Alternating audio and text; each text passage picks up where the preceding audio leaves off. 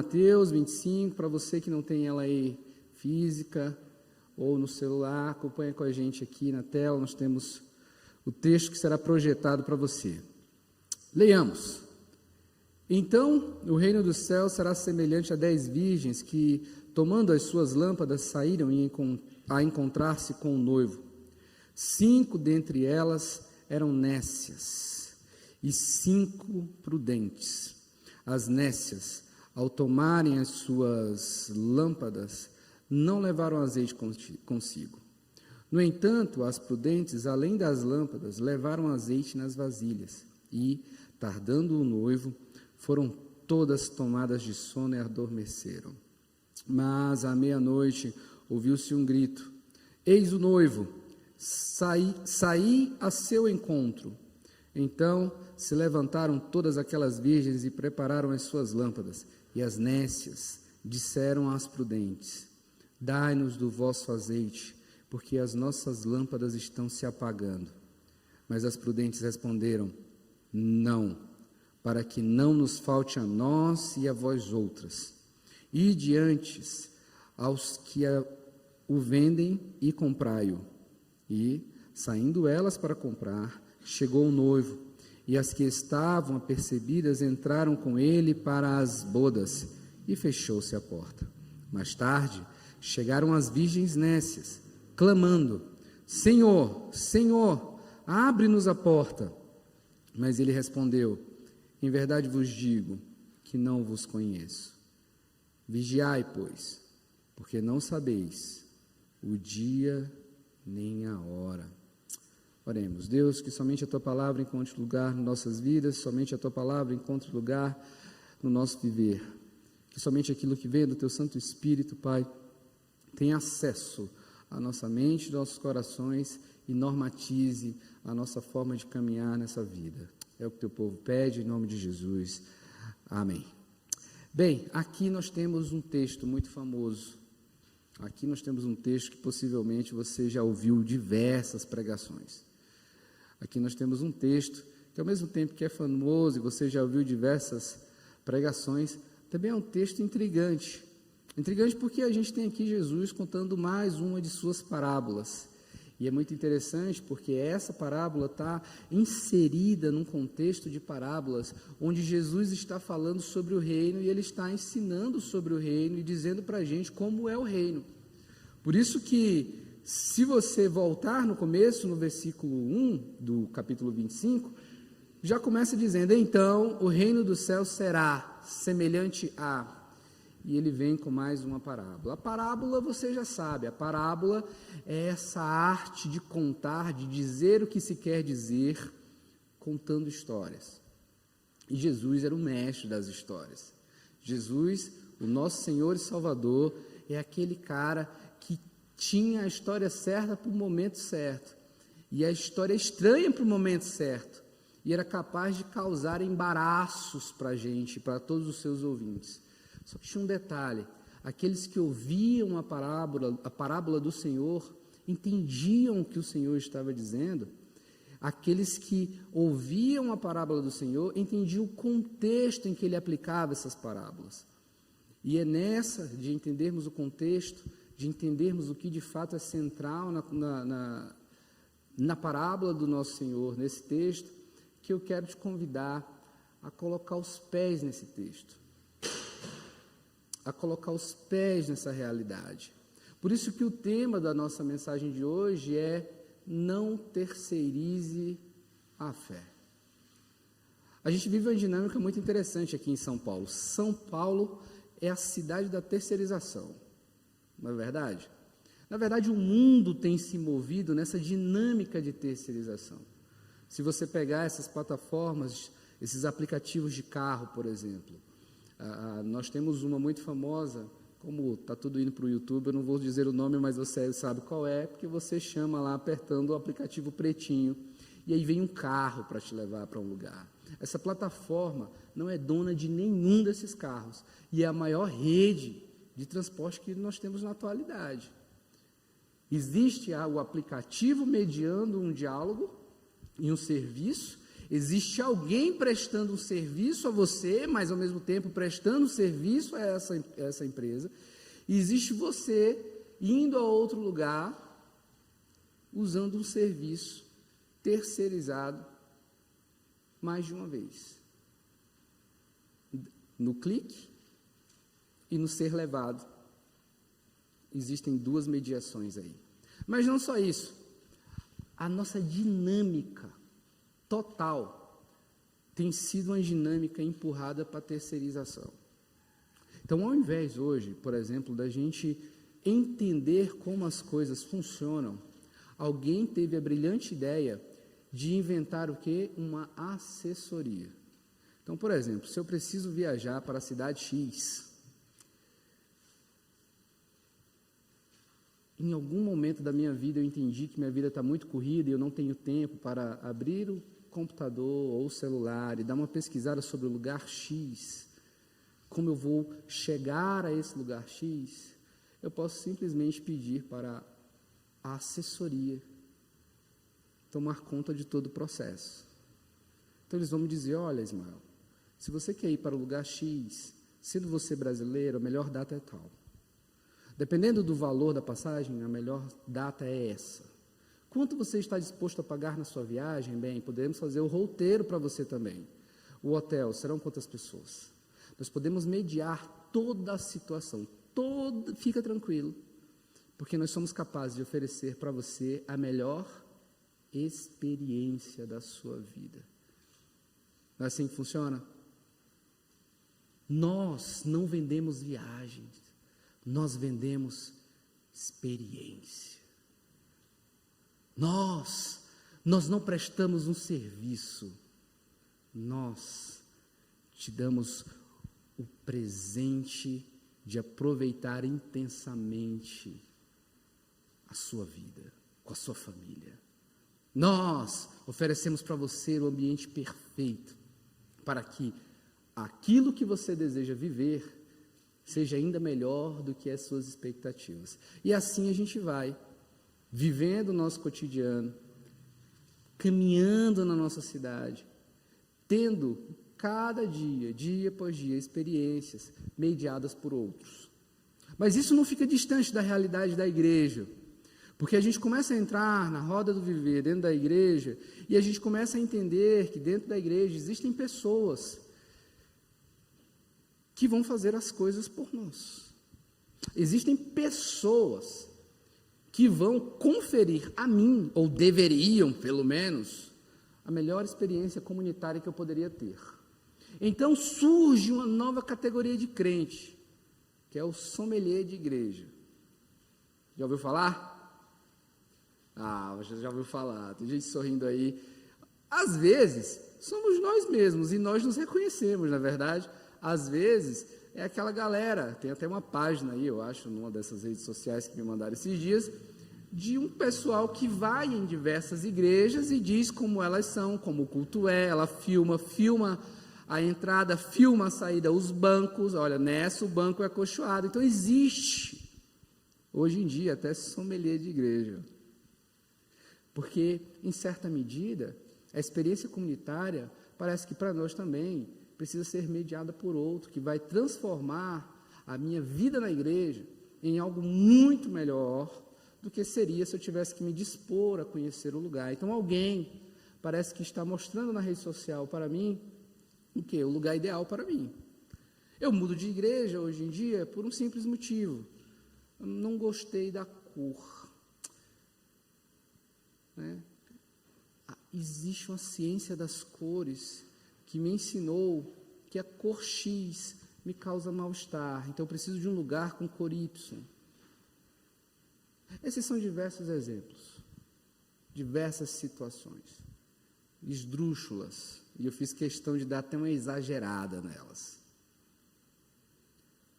para te trazer para esse lugar, para o lugar do texto, de um texto que nos conta uma história muito interessante. E essa história nos é contada não por um outro, não por um terceiro, nos é contada pelo próprio Cristo. E ele é quem diz que o reino dos céus será semelhante a 10 virgens que, tomando as suas lâmpadas, saíram a encontrar-se com o noivo. 5 dentre elas eram nécias e 5 prudentes.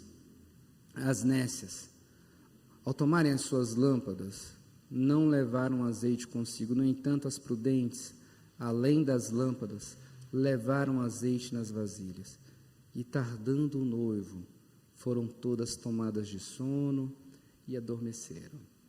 Esse tardar do noivo significava essa espera. No Oriente Médio existia essa cultura, e esse tardar do noivo, às vezes acontecia, porque em algumas instâncias, o noivo, antes do momento de caminhada rumo ao casamento, ainda negociava o dote. Então era possível que nessas negociações, algumas vezes, o noivo atrasasse. Ao contrário da nossa cultura, onde a noiva atrasa. Né? A gente já tem essa de que marcou às 7, vamos às 8. É por isso que o pessoal marca casamento às 6 para você começar às 7. Então o noivo tardava. Só que existe uma coisa muito interessante nessa parábola. Porque quem vem caminhando na direção do povo, quem vem caminhando rumo ao encontro, é o nosso Deus, é o noivo, que vem em procissão. Quando você lembra do texto em que Jesus anda pelas águas, sobre as águas, o texto usa lá que ele vem caminhando de forma paripatética.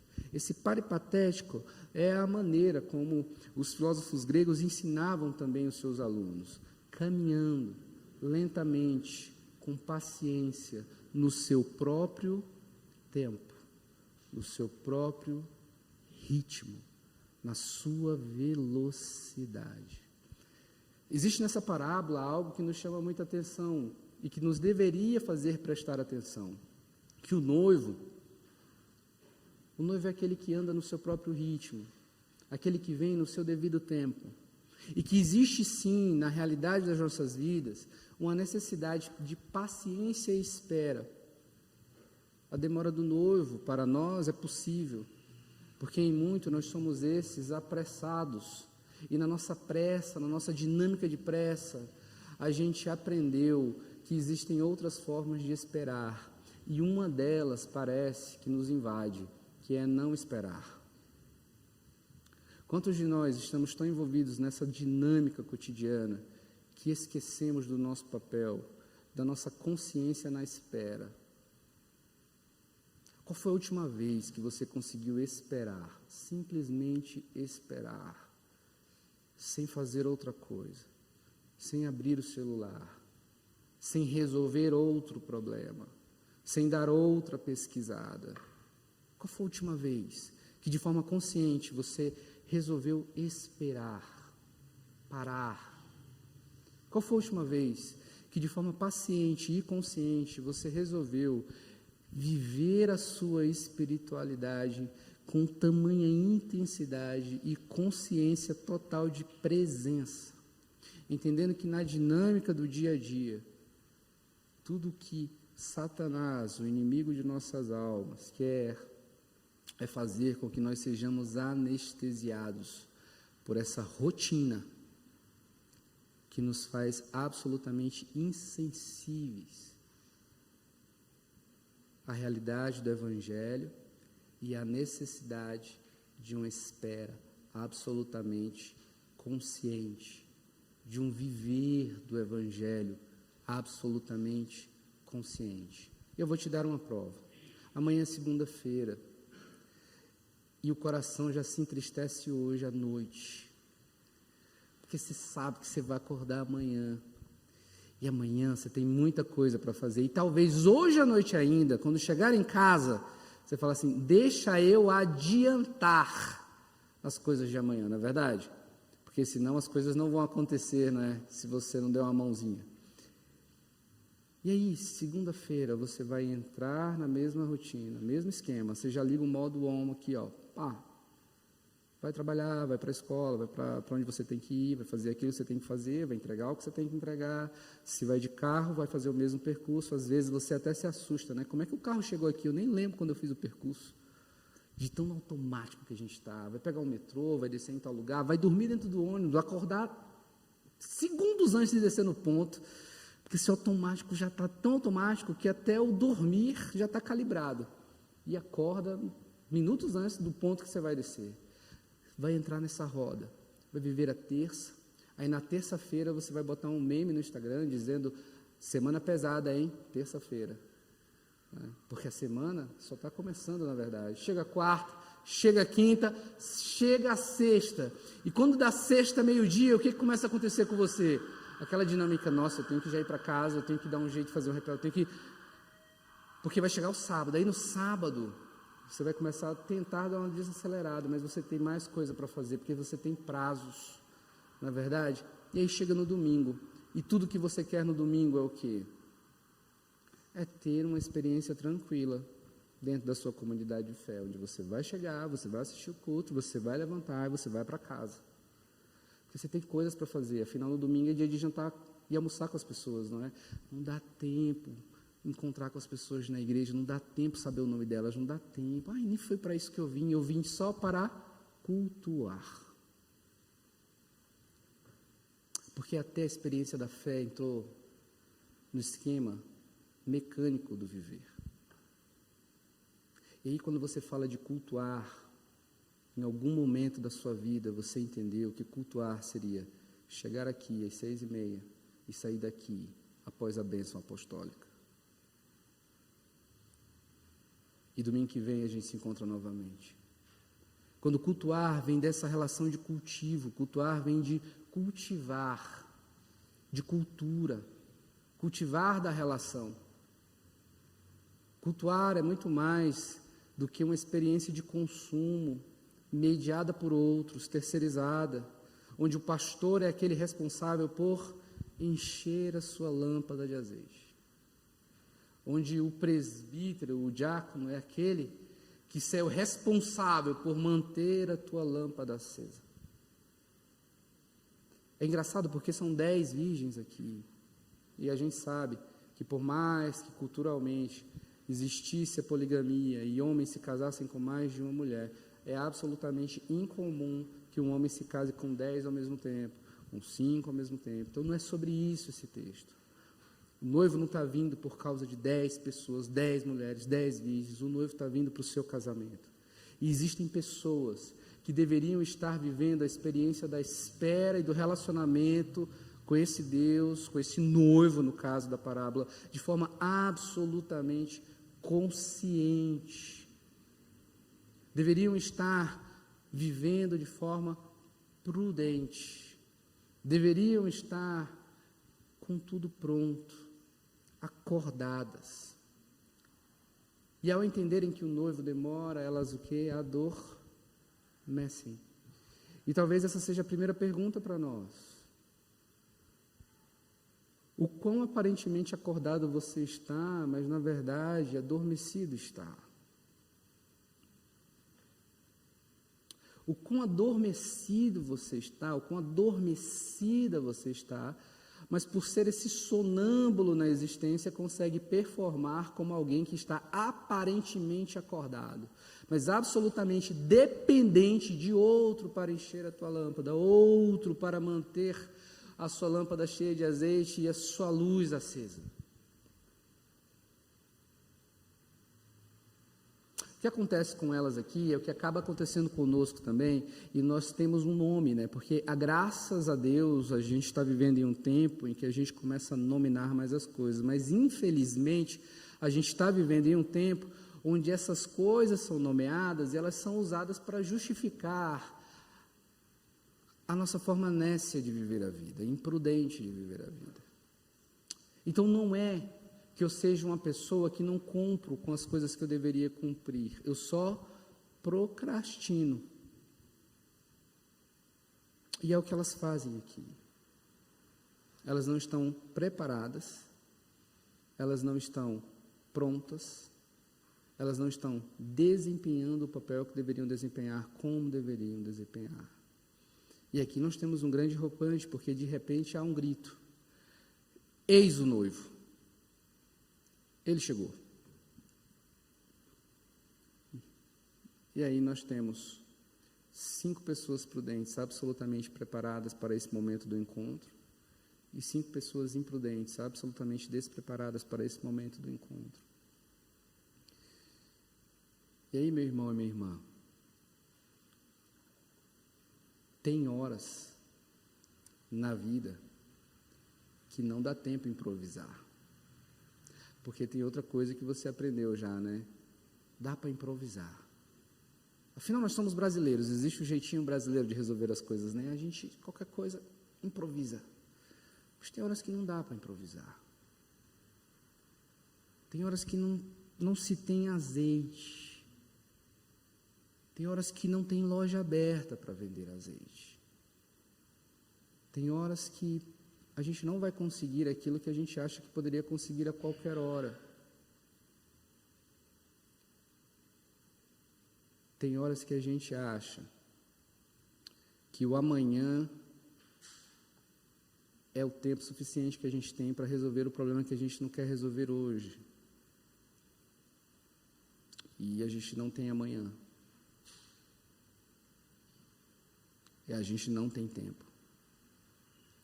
E quando as coisas acontecem, o tempo que a gente achava que tinha não tem, e o pouco tempo que tem não dá para improvisar.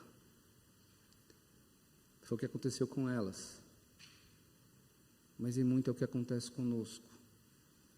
E é sobre isso que Jesus está falando. Sobre a realidade de que o azeite, ele não é apenas um combustível aqui. O azeite é um preparo longo, demorado.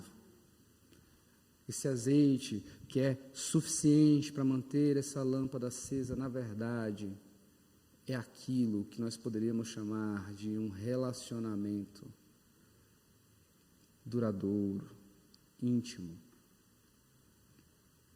com Deus e com o Espírito Santo. Quando a gente fala da realidade da espera de Cristo Jesus, e quando a gente fala da realidade dessas mulheres de não ter quem encha elas seus azeites, suas lâmpadas com azeite, tem um trecho que é muito interessante, porque no versículo 9 diz assim: mas as prudentes responderam quando elas foram pedir azeite: não, para que não nos falte. Aqui Jesus não está falando sobre um momento do Evangelho justificando para você a sua falta de caridade ou misericórdia na hora de partilhar. Isso, na verdade, é contra o Evangelho. Não é isso que Jesus está dizendo. Nesse exemplo que Jesus está nos dando, Ele está deixando claro que existem coisas que não são partilháveis. Não tem como eu entregar para você aquilo que é meu na minha relação com o Pai. Tem como eu entregar para você aquilo que é nosso na minha relação com o Pai, mas não aquilo que é meu na minha relação com o Pai. Deixa eu explicar. Em Efésios a gente entende que Deus dá a cada um, segundo a medida, né, dádivas que devem ser partilhadas para a edificação da igreja. Ou seja, existe algo no reverendo Samuel, que não está aqui conosco hoje, que a igreja só recebe da parte de Deus por meio da vida dele. Existe algo que é entregue por meio da minha vida, que os irmãos só recebem por meio da minha vida. E existe algo na vida de cada um aqui, na vida do Alexandre, da Helena, na vida da Carol, na vida do Tiago, que só é recebido pelos outros por meio da vida deles, e só é entregue para outros por meio da vida deles. É isso que Efésios nos explica. Mas existe algo que é meu da minha relação com Deus e que só eu tenho que fazer. Só eu posso nutrir. Só eu posso encher. Só eu posso manter aceso. Só eu. Não tem como outro vir e me encher do combustível necessário para manter a chama acesa do meu relacionamento com o noivo, com Deus, com a fé. E se em alguma instância da sua vida, em algum momento, você entendeu que os responsáveis pela manutenção da tua experiência de fé com Deus são os pastores e os líderes da igreja, você entendeu absolutamente errado. Existe algo que só você pode fazer. não é seu marido por você, não é sua esposa por você, é você.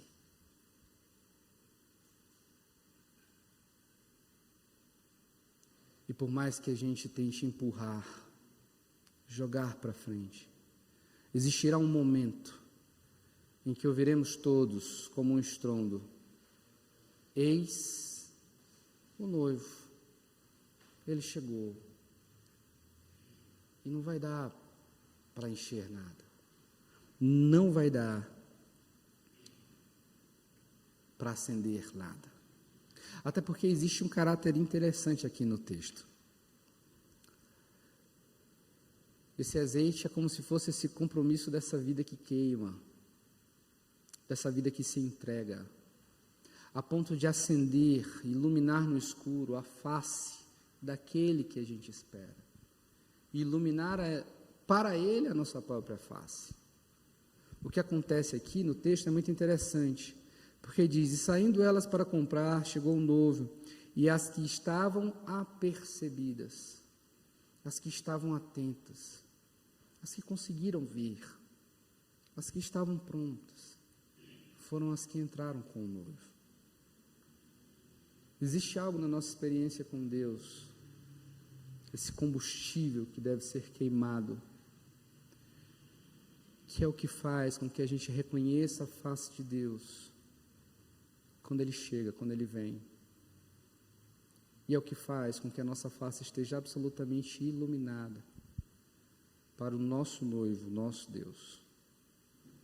A pergunta que agora eu gostaria de fazer para você é: quais os movimentos de Deus no seu viver?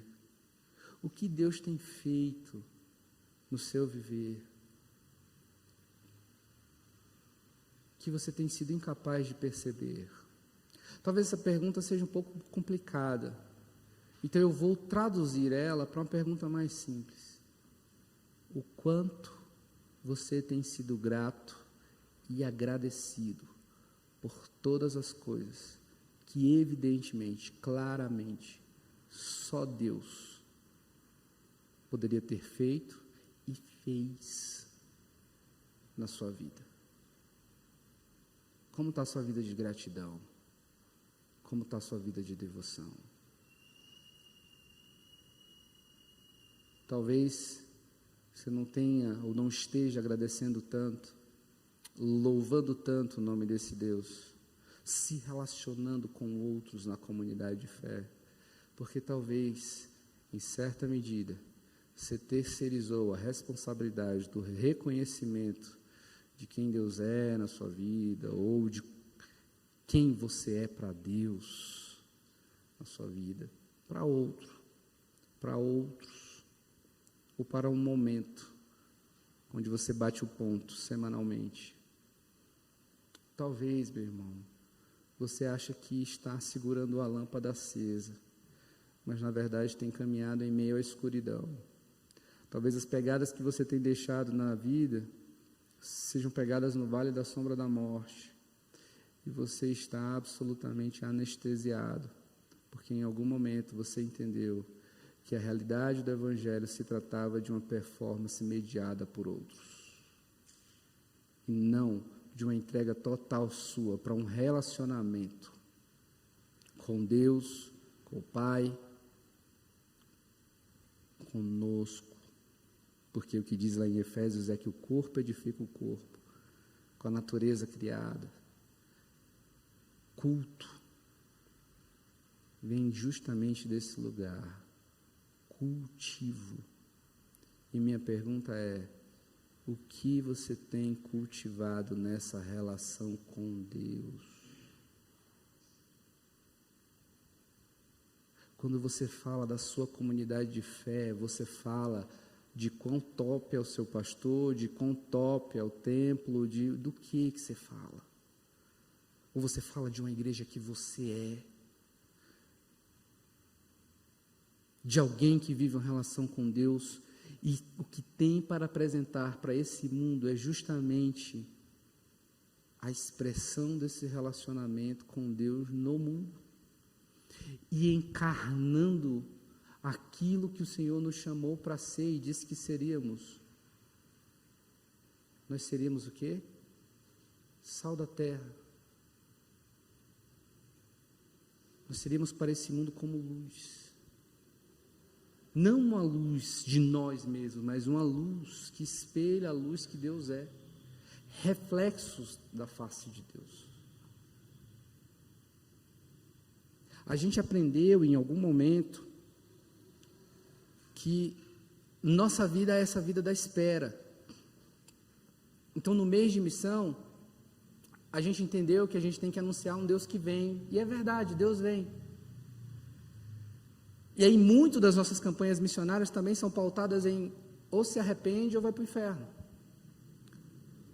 Porque um dia nós, esse povo, membros da aliança, estaremos vivendo no céu em grande glória, então nós vivemos para esse dia, e é verdade. Nós vivemos para esse dia. Porém, entretanto, o que esse trecho desse texto nos diz e nos traz à tona é que nós temos o hoje como o dia para vivermos integralmente e conscientes a experiência da espera. Em outras palavras, nós somos o povo chamado para viver intensamente agora, na expectativa do além. Não dá para ficar vivendo essa vida medíocre, de uma espiritualidade terceirizada, performando, sabendo você mesmo que sua relação com o Pai não está bem. Que a sua leitura do texto bíblico acontece dominicalmente. Quando você não tem justificativa para isso, porque você tem na palma do celular, no computador, no tablet, em casa, você tem tudo quanto é lugar. Muito mais do que ter a palavra, você tem acesso a ela em todos os cantos. A sua experiência, a sua vida de oração, e a sua experiência na vida comunitária. Qual o nome dos nossos irmãos nessa comunidade? Nós nos conhecemos, nós sabemos quem somos. E talvez você ache que essa pergunta não tenha nada a ver com a experiência da fé em Cristo Jesus, mas ela tem tudo a ver. Porque quando Deus pergunta para Caim, onde está o seu irmão? A resposta dele foi, sei lá, não é problema meu. Quantas respostas nós damos que são respostas de Caim? Onde está seu irmão, Tiago? Onde está seu irmão, Alê? Onde está seu irmão, Ismael? Quem são eles? Qual o nome deles? Porque é o corpo que edifica o corpo. A igreja cresce porque o corpo edifica o corpo. E gente atenta, preparada, com sua lâmpada cheia de combustível para manter essa luz acesa. Sabe esperar o noivo, iluminando o caminho por onde passa. Iluminando o caminho do noivo. Nós somos esse povo chamado para iluminar caminhos. Caminhos dos outros. Ser luz é esse convite absurdo para ser gente.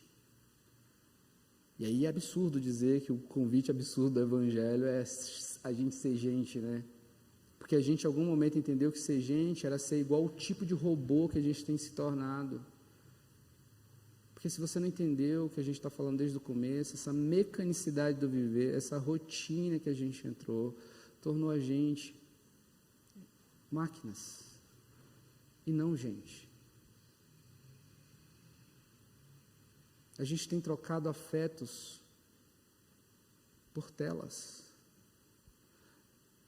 A gente não tem dado atenção para quem a gente ama, porque a gente tem uma coisa muito importante para fazer: likes, comentários.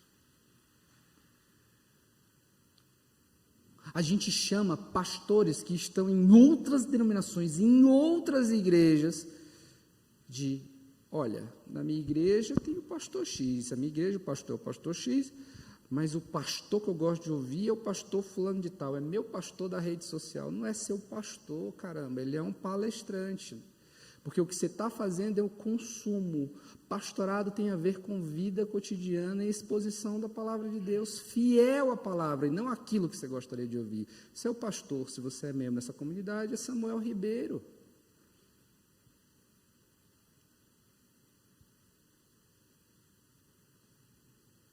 É quem, no dia que você morrer, vão ligar e ele vai para o velório. Não é o cara lá de não sei quantos mil seguidores. Deixa de mentir para você. Chama pelo primeiro nome. Ah, porque o Hernandes? O Hernandes? Vocês são amigos? Ele sabe que você existe. Meu pastor? Não é. Ele é um pastor. E graças a Deus é um pastor da IPB. Mas não é o seu pastor.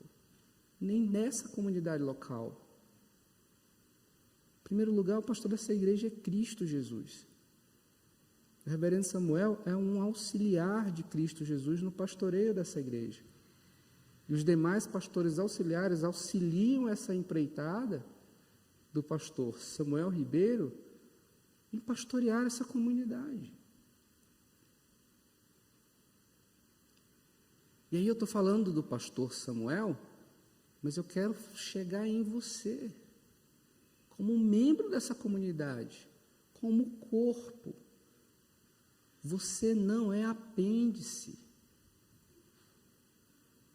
Você não é unha que facilmente se corta. Você é membro. Membro, mão, pé, boca, olho. Você faz parte desse corpo. Tem sentido você aqui. E é para ter sentido na sua estadia aqui. E é para você sentir-se parte e corpo dessa igreja. E se você não sente nada, talvez a tua experiência de fé possa ser traduzida por uma ranceníase espiritual, onde você não sente nada quando é tocado, e também não faz diferença, porque se você não sente, não incomoda. Poderia transformar isso em algo místico, azeite, o Espírito Santo, o fogo. Vamos lá, clamem, meus irmãos, para um avivamento. Não, eu quero te chamar a pisar no solo da realidade do viver.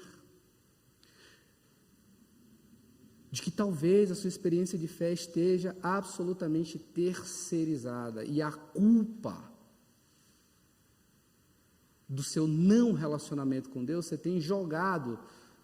O pastor não pregou bem, a música não foi boa, o ar-condicionado da igreja estava gelado demais, ou não estava gelado, hein?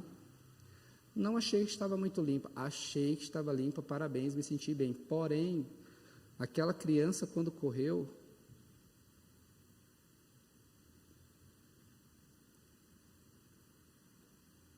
como se não fosse responsabilidade sua estar por inteiro entregue em um movimento comunitário fiel ao Cristo Jesus, como se não fosse responsabilidade nossa estarmos cada dia mais queimando e mantendo acesa a chama do Evangelho de Cristo Jesus, para iluminar caminhos, para ser iluminados por outros, para ser abençoados pela vida dos outros e para abençoar, para ser gente que quando o noivo chega sabe que o noivo é o noivo, reconhece o noivo e entra com ele, adentra com ele, para não ser aqueles que gritarão, Senhor, deixa eu entrar. Ele falou, o tempo acabou, não dá mais, porque esse é o movimento final dessa parábola. Irmãos, eu não sei se você sabe, mas se tem uma coisa que nós não temos, é tempo. Então, mais uma pergunta eu tenho para você.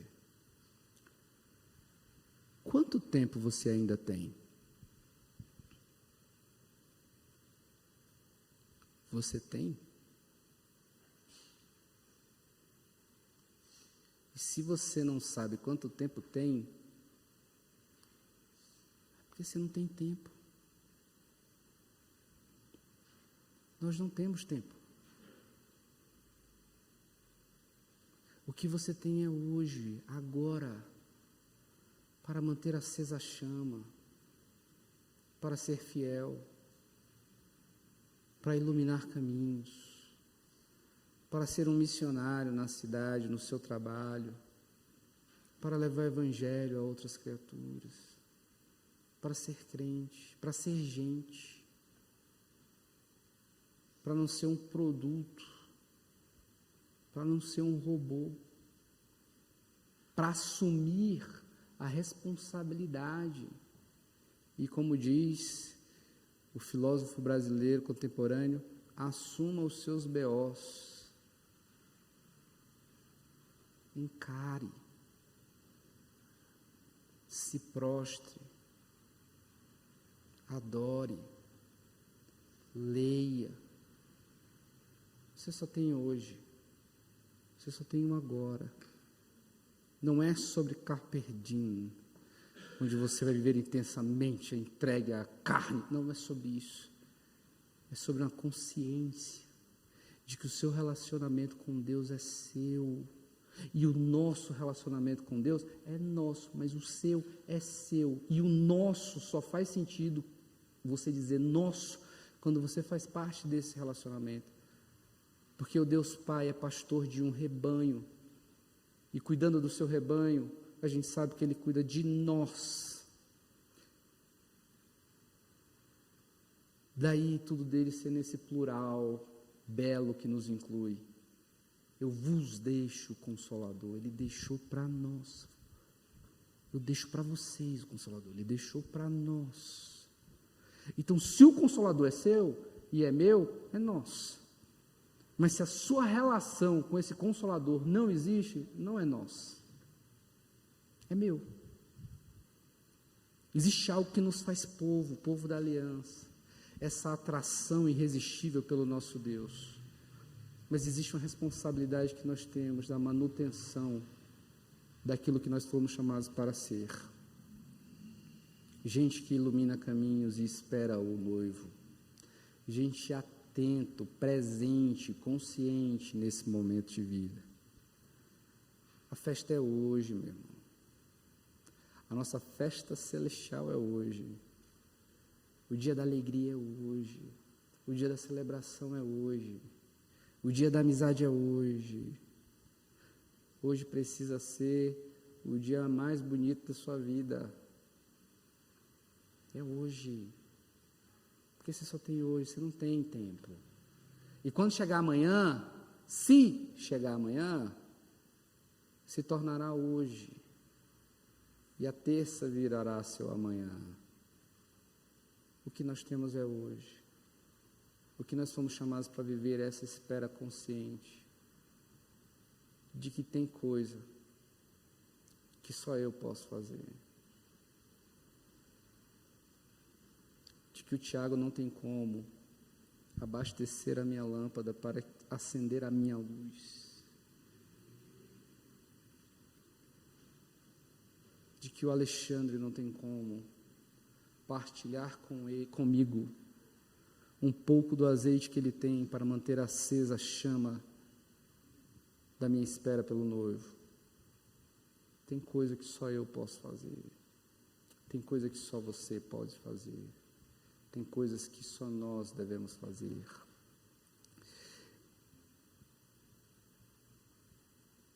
Se você não entendeu o escopo dessa mensagem, é simples. Só você acende sua lâmpada, meu irmão.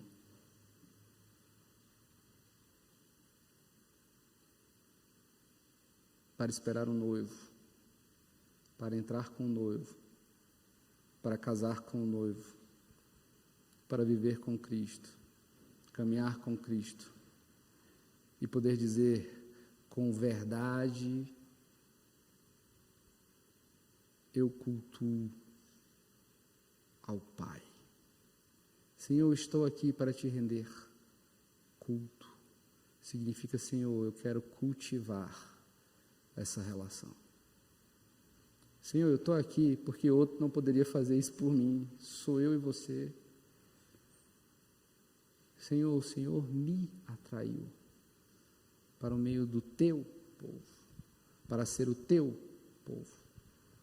Então me ajuda, Senhor, a muito mais do que ter aquele rompante momentâneo de combustão, me ajuda, Senhor, a manter a lâmpada cheia desse azeite capaz de manter a chama acesa, a luz acesa,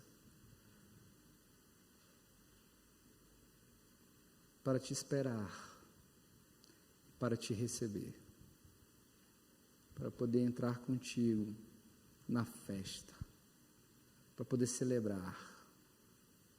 Esse é o Evangelho de Cristo Jesus para nós, um chamado consciente para a realidade de que o que você vive hoje, meu irmão, é uma espera. E se você não entendeu, a sua espera é uma missão. Esperar para nós é uma missão. E a nossa missão é viver intensamente o aqui e agora, e intensamente a expectativa do que virá. Que o texto já nos diz, será ainda melhor. Será muito melhor. Então eu quero te convidar nesse momento para orar, para que a palavra do Senhor encontre lugar no seu coração e somente aquilo que veio da parte do Senhor. Para orarmos como igreja, para que entendamos o que temos terceirizado, que é responsabilidade nossa, para que entendamos o que deveríamos estar fazendo, que não estamos, para que entendamos em que áreas da nossa vida a gente está performando como gente acordada, mas na verdade está dormindo, para que entendamos os movimentos de Deus em nossa direção e contemplemos a face dele, para que a gente não se perca na correria do improviso, com justificativas tolas de gente que não soube esperar, de gente que não soube manter-se acordado na vigília da noite.